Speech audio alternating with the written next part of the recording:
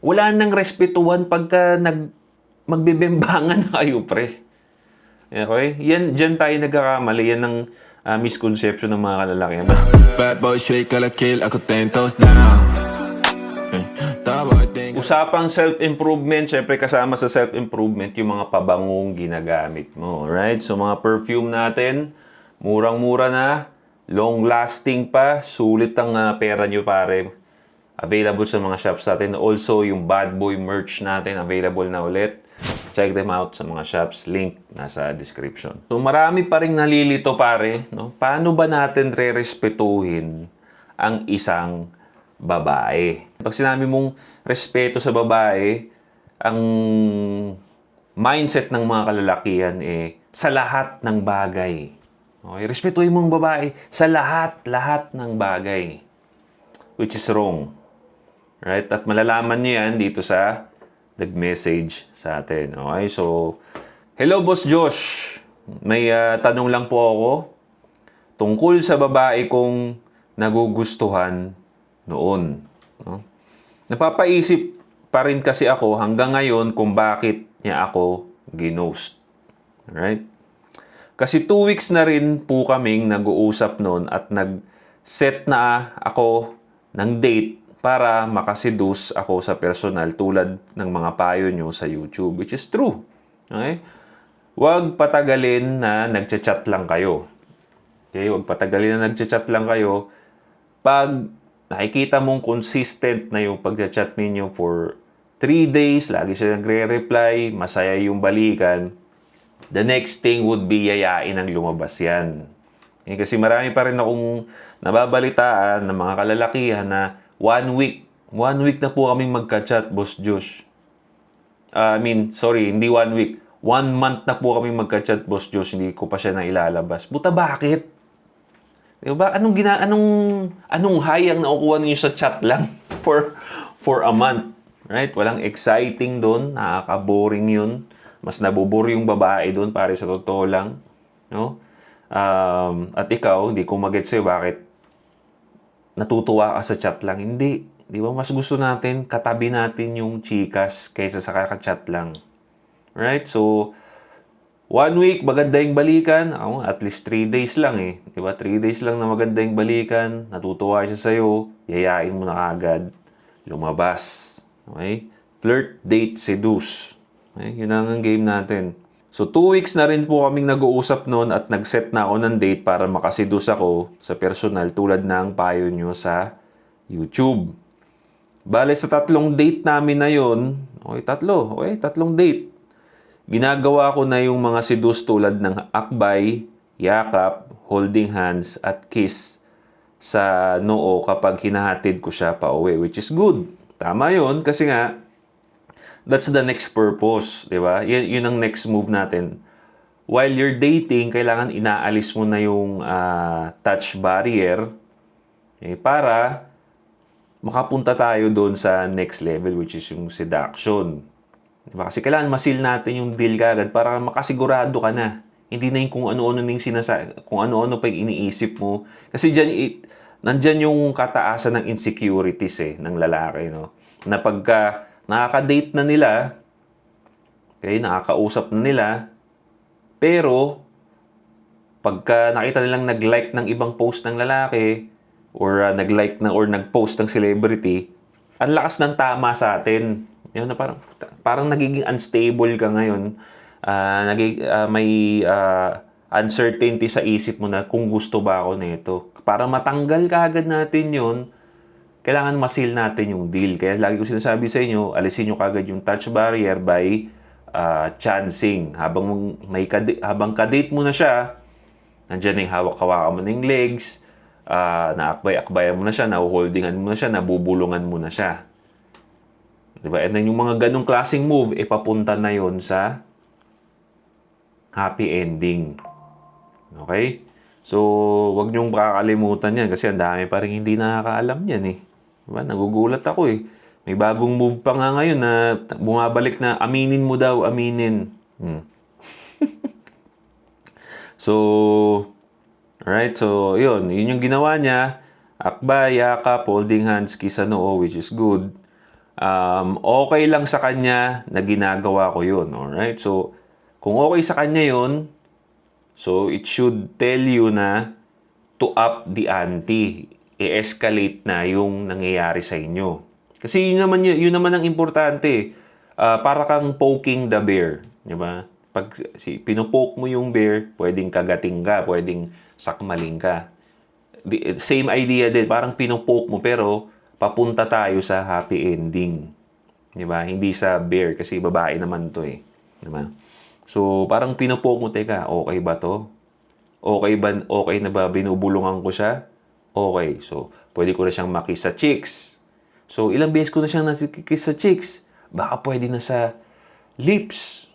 Tatry ko din sa lips. Pwede na sa lips. Baka pwede ko siyang ikis sa neck. Di ba? Nagtataka ba kayo pare ko bakit parang mas gusto pa ng babae yung sa lips kaysa sa neck? Parang mas ano sa kanila to, mas delicate sa kanila to. Bakit? Kasi pag sa neck mo na yan kinis, alam mo na kung saan papunta yun. Yung pag sa kiss, medyo ano pa dyan, medyo innocent pa sa kiss. Sa lips. Pero pag sa neck, alam na nila yan. Nato-turn on na sila dyan. Hindi na sila makakapagpigil din dyan. Okay? So, ganun yung ibig ko sabihin na i-escalate. Di ba? Kung una, akbay-akbay lang. Next, hawak na sa legs. Pag nahawakan mo na sa legs yan, pwede mo nang itaas yan. Alam mo na kung saan papunta yun. Yun yung sinasabi natin, escalation. Kasi hindi pwede na nagsistay ka lang dito lang. Walang mangyayari. Di ba? So, ayan. So, okay lang daw na ginawa na yon. So, that should tell you na escalate mo na at gusto ng babae yung nangyayari. So, after nun, pumunta siya sa birthday ng kaibigan ko. So, kaya uminom kami, then after nun, lasing na siya. Kaya inaya ko siya sa bahay kung okay lang ba sa kanya na sa bahay na lang siya magpahinga. Then, pumayag naman siya, Boss Josh. Of course. Diba? Ganyan naman magbigay ng signal ang babae. Oo yan sa lahat ng gusto mo. Diba? Yun ang signal nila sa'yo na gusto ka niya pag umuoo siya sa mga gusto mo. For example, gusto mo makipag-date, sumama. That's the signal na gusto ka ng babae. Sinachansingan mo siya, pumapayag. That's the signal na binibigay ng babae na gusto ka niya. So, pag nagpaalasing, na ikaw yung kasama, nasa ibang lugar siya, ibig sabihin nun, gusto niya magpaalaga na sa'yo. Okay siya, ipapakalasing ako dito kasi nandiyan ka naman. Dali mo ko sa bahay mo, alam mo na gagawin natin dyan. Alam mo na dapat eh. Diba? Yan. So, pag hatid ko sa kanya sa bahay, tinanggal niya agad yung bra niya. Diba? Alam na ng babae ito eh, kasi nga, natsachansingan mo na siya. So, naghihintay na lang din siya. Yung mga babae na yan, minsan, naghihintay na lang din niya na i-escalate mo yung pangyayari. Kasi gigil na rin yan eh. Mga babae rin naman gusto ng sex eh. It's just that indirect sila doon. Naghihintay talaga sila ng lead mo. So, yan. Nung may chance na, lasing siya, nasa kwarto kayo, maghubad na talaga yan. Naghubad siya ng bra niya at shorts. Ayun. Nangyari sa amin, pero half body lang. Biruin mo yan. Bakit kasi half body lang? Kasi iniisip ko na nirespeto ko siya kasi wala pa naman kami. So, nagubad na ng bra at shorts yung babae, pero hinhalf body lang ni tropa kasi nirespeto niya daw yung babae. Diyan ka nagkakamali, boy. Diba? Ito yung sinasabi ko sa inyo. After nun, Boss Josh, hindi niya na ako kinakausap. Then, iniwan niya na ako ng walang dahilan. Paano kaya gagawin ko, Boss Josh? Na-turn off eh. Maraming salamat po. More power po sa channel niyo. Okay lang po na makontent niyo to sa YouTube. Ingat po palagi ka na beso. Maraming salamat pare. Pero, di ba? So, may mali ba siyang nagawa? Okay sana. Okay na. Nasunod niya yung flirt date seduce natin at napunta na nga tayo sa tsansa na mabembang na nga itong babae, na masil na natin yung deal, yung happy ending. Pero dun siya nagkamali. Ang respetuhin yung babae sa senaryo na hindi na dapat. Wala nang respetuhan pagka magbebembangan na kayo, pre. Okay? Diyan tayo nagkakamali. Yan ang misconception ng mga kalalakihan. Basta may mga time na binibigay sa babae, may mga time na hindi. At hindi rin nila gusto na respetuhin mo sila at that moment. Pag direspeto mo sila dun sa bagay na gusto na rin nila mangyari at hindi nangyari yun, turn off yun, pare. Ang laking turn off sa kanila nun. Kasi okay na eh.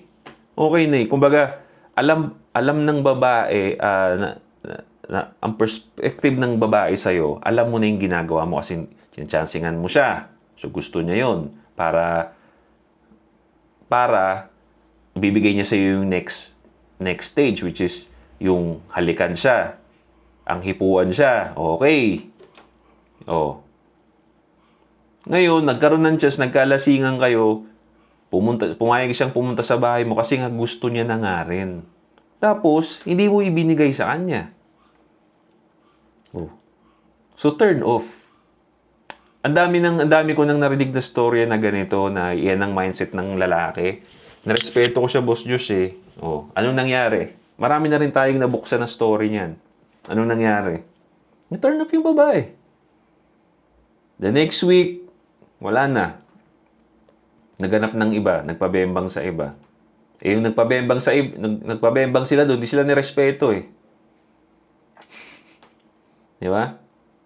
Nabembang lang sa CR. O, hindi sila nirespeto eh. Pagka babae kasi, pre, di ba? Gusto rin nila ng sex. Gusto rin nila niyan. At pag pinagdamot mo sa kanila, at kasi binigay na nila sa kanila, binigay na sa inyo yung moment at pinagdamot mo sa kanila yon. Tapos isipin nun, wala pala to eh. Di ba? Double, yan pare double meaning yung pagrespeto yung sa kanila pag ganyang hubaran session na. Una, tangina, hindi ba ako sexy? Hindi ba ako hot?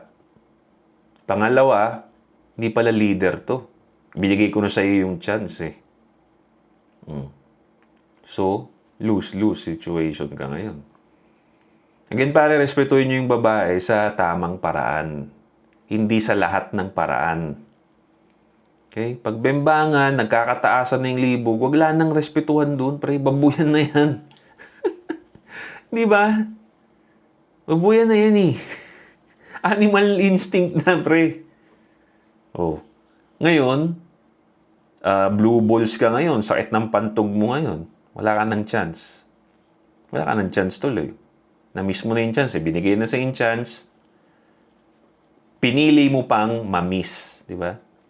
Nakakainis to sa totoo lang. I feel you pare, nakakainis to sa part mo. Kasi nga, nandyan na eh, sa harapan mo eh. Pero choice mo na wag kunin yun. Kung baga binigyan ka ng random na tao dyan, preo, 1,000,000.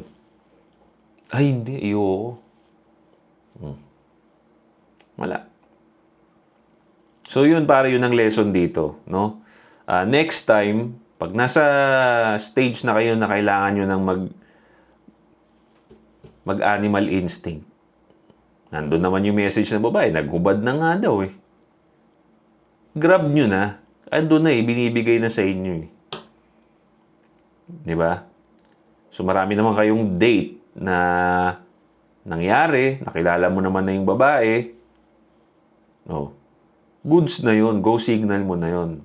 Pero again situational. Marami naman na kayong date, so okay na, kilala mo na yung babae. Pero yung biglaan, nag-uubad yung babae, or gusto mo ipagbembang, magdalawang isip ka muna kasi mamaya trap eh. Pero ibang usapan naman kasi yun. Dito tayo sa nangyari lang na to. Okay? So again, lesson here is, ang respeto, inilulugar. Pag nandun na sa hubaran, wala na. Okay?